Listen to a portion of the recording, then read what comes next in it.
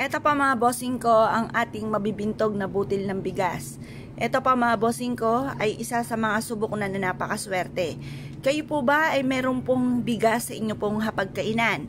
Asya, kung kayo po ay may bigas sa inyong hapagkainan, okay po yan. Ito po ay nag-a-attract ng kasaganahan at tagumpay sa buhay. Pero mas mainam, isasaing nyo pa rin ito mga bossing at palitan nyo na lang ng bagong bigas. Kasi madalas ang ating bigas ay binubukbok. At sayang naman kung ito itatapon ninyo dahil masama ang nagtatapon ng grasya. Kung mahilig ka sa mga pampaswerte, dapat po ay sumusunod din tayo sa ganun. Ako po mga bossing ko ay isa rin sa mga sumusunod sa ganyan. Kaya ayoko po na nagtatapon ng pagkain dahil maaaring lumayo ang grasya. Ngayon pa mga bossing, ako po may ituturo na isa sa mga pamamaraan. Halimbawa, meron kang lumang bigas, hugasan nyo na po yung mabuti, pagkatapos isain nyo na. Tapos kumuha ulit kayo ng panibagong baso ng ganito, ng bigas, at kayo po ay humarap muna sa may gawing silangan kung saan nasinag ang sinag ng araw sa umaga, ng mga bandang 6:30 or kaya po ay alas 7, mga bossing ng umaga. Mag-wish po kayo.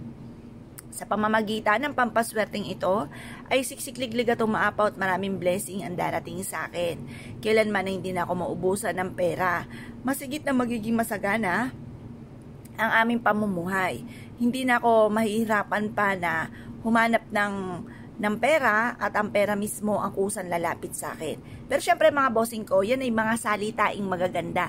Yung bang tatawag tayo ng swerte. Pero syempre, numero uno yan, sipag at tiyaga. Kailangan yan po ay pagtatrabahuhan natin. Hindi naman yung salitaan lang po mga bossing. Kasi maganda yung nagsasabi po tayo ng mga magaganda. Na kumbaga, magkakaroon tayo ng maraming pera. Kahit alam naman natin na wala kayong pera, ay sasabihin natin magkakaroon ako ng maraming pera. Ganun po mga bossing. Lagi nyo sasabihin po yung mga magaganda, yung mga pangarap. Pero wag nyo ibubulgar sa iba kasi minsan nalalaman nila yung mga sinasabi ninyo, nakukontra ka agad. Ako sabihin, maniwala sa'yo, hindi magkakatotoo. Mga ganun ba? Na yung ba tipong pangarap pa lamang ay nakukontra na. Kaya isikreto nyo na lang. Lalo na kung ikaw ay nag-iisa lamang.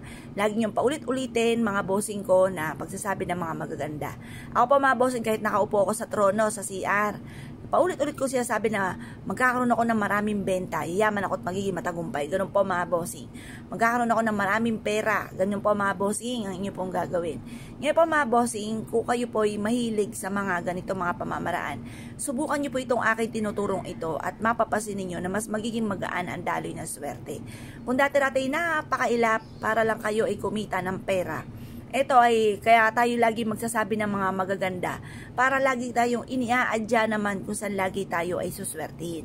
Maglagay po kayo ng ganito, mag-wish ka muna, ibilad ito sa sinag ng araw hanggang alas 8 ng umaga at pagkatapos mga bossing, i-mindset nyo na simula na ito ng tagumpay po ninyo. I-mindset nyo na magkakaroon kayo ng maraming pera, kailanman hindi na kayo mamumblema sa pera, siksik-liglig at umapot, maraming blessing ang darating sa inyo. Ganun po ang mga pag-wish. Kung kayo po ay naniniwala at nais po itong gawin, huwag na po kayo magpatumpik-tumpik pa. Makakatulong po ito upang sa ganon, mas maging masagana ang inyo pong pamumuhay.